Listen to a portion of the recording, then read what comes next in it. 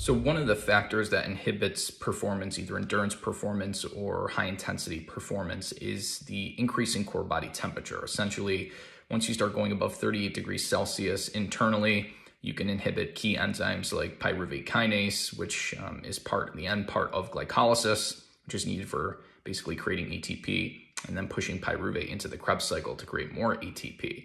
As your core body temperature and muscles increase in temperature, basically you start shutting down and inhibiting enzymes that produce ATP, which is essentially going to shut down muscle contraction.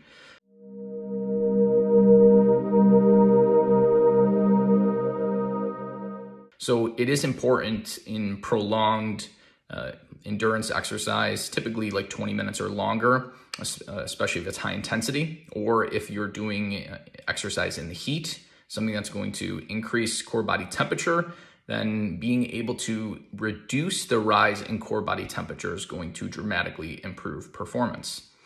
Now, what exactly can you do though if you are like in competition? Let's say you're an MMA fighter, you're a boxer, So one way to do this is to actually cool these three special areas on the body. Essentially, it's the face, the palms of the hands, and the bottoms of the feet contain special skin called glabrous skin.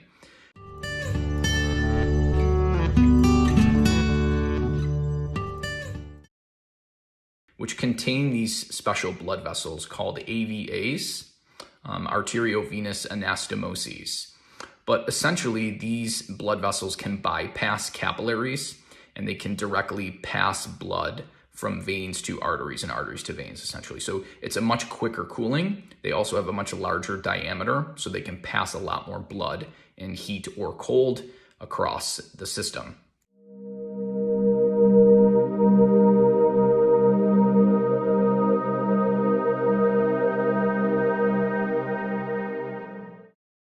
What studies have shown is they've looked at cooling these types of glabrous skin, again, the face, the palms of the hands, or the bottoms of the feet, to see if you can increase performance.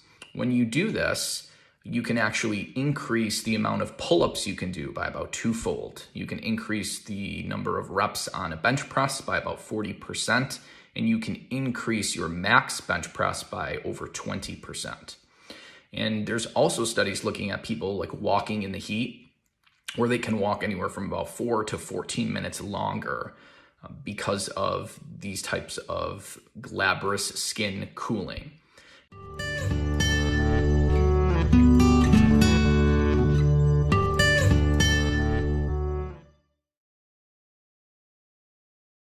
Now, if the more areas that you cool, the better you will reduce the rise in core body temperature, and the longer you will be able to train or basically perform in competition.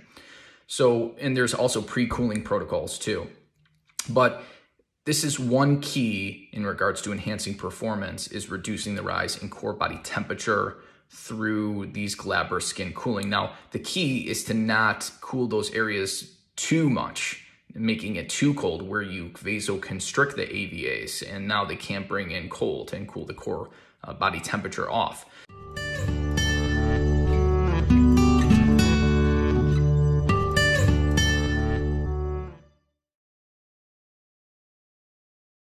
So essentially, if you're using like a frozen can or an ice pack, typically you don't want to use it for longer than 10 seconds at a time.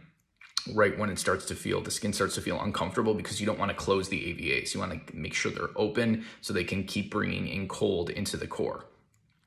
So essentially, like passing like an ice pack back and forth between the palms every 10 seconds is probably a good strategy in between rounds or in between workout sessions or whatever you're performing, interval training or whatever, cooling both the palms and even better, the palms and the bottoms of the feet and even the face if you can. The more glabrous skin you can cool simultaneously, you're going to have synergistic effects and improved benefits, especially again if you're performing high intensity exercise and especially in the heat as well.